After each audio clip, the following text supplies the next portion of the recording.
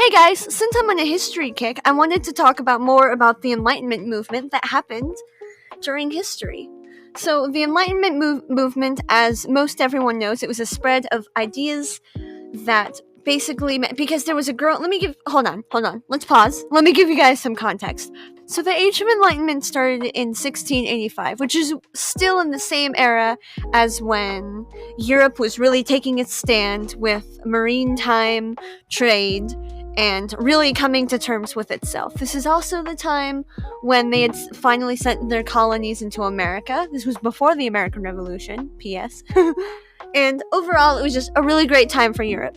And so the fact that Europe had different colonies in different places, this meant that Europe itself was doing really great in the industry. They were, in their time, they were very profitable. And so a lot of these middle people that were merchants and not quite king and queen, but not quite lower class. There was no middle class yet. That was more put into place in the Industrial Revolution and all up in that. But for the sake of argument, let's say it was a middle class. A lot of men were getting this idea of, well, how come the king and queen get everything but we get nothing? And so there was there was a lot of talk about like, well, what am I? Do I have right of thought?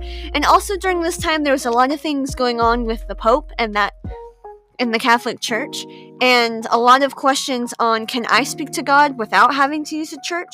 And do I have to pay to speak to God? And there was a lot of questions going along. And this also sparked a lot of talk with Martin Luther, and he's the one that wrote the 95 thesis on the church and all of the ways it's corrupt. And that sparked that revolution. And it was just a time when people were questioning a lot of things.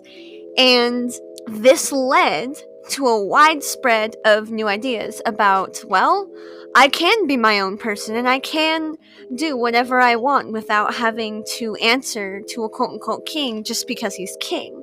And I don't mean any less than he does. And there was this whole thought about that. And, well, how did it lead to things like the French Revolution?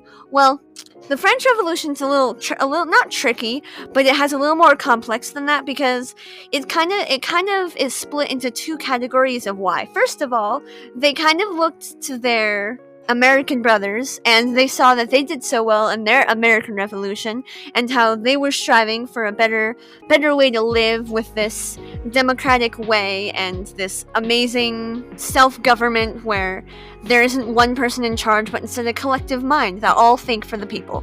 And they saw that and they thought, okay, that kind of looks really nice. And on top of that, they were really, really suffering, their economy specifically, from the way the king was handling things. Back then, the king had already been dealing with a lot of problems because of the 7-Year War with Europe, and they were dealing with a lot of economy issues and honestly natural disasters as well. They were having a huge drought at that time, so there wasn't a lot of food to go around.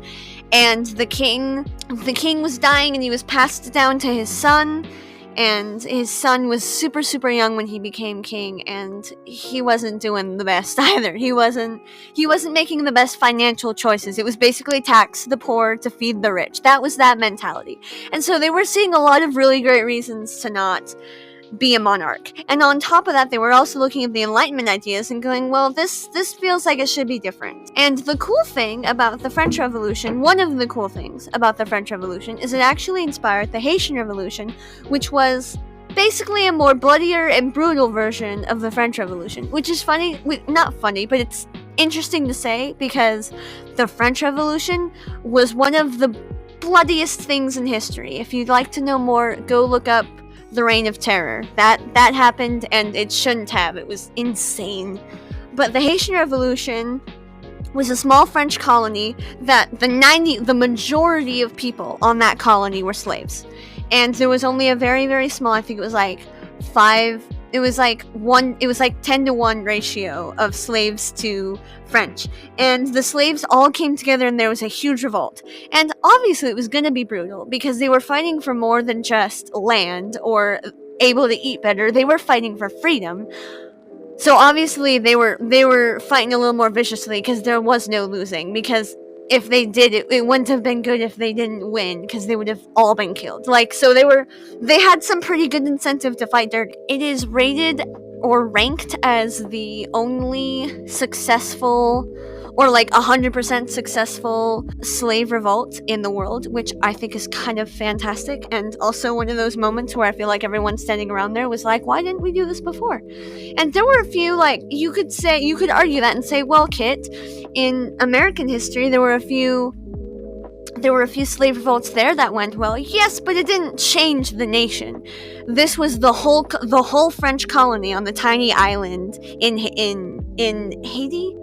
Yeah, in Haiti, the entire colony went from the lowest of the low to the highest of the high, which is very cool. And all of this happened because of the ideas from the Enlightenment, which you really could trace back to the exchange of information that happened from the trade that was happening in the Indian Ocean, and even like Silk Road stuff and the Trans-Saharan trade route, because it had to start from somewhere, and it went from there and it moved out and out and out until it kind of circled all the way around. And I just think that's kind of interesting how some of these ideas in history like circle through. Like, you'll learn about a topic in one semester of school, and then by the end of next semester, a year later, you're like, oh wow, that's kind of the same thing, or shares the same ideas. Like, there's a lot of time where history repeats itself, and I know that sounds like a broken record. Like, obviously history repeats itself, but there are some times where specifically you can see really, really solid instances where it's like, oh wow, that's what happened. That's so crazy. And so I love it when it comes back around. But yeah, this was my quick rapid fire that was my rapid fire history lesson of the day. I really wanted to talk about it. I've been wanting to talk about it for a while. I do plan on making a podcast episode where I talk about the French Revolution in a bit more detail. I wanted to talk about the causes and effects and kind of how it circled around to the Enlightenment, the era of Enlightenment, but I love the French Revolution. It's one of my favorite topics. That and the Cold War are like one of my two favorite things. I mean, I love all of history. It's amazing, but those are my in-depth. I'll have episodes for them for sure, because I love them. And I just wanted to do a widespread coverage. So that'll be all for today. You guys have an amazing day, and goodbye!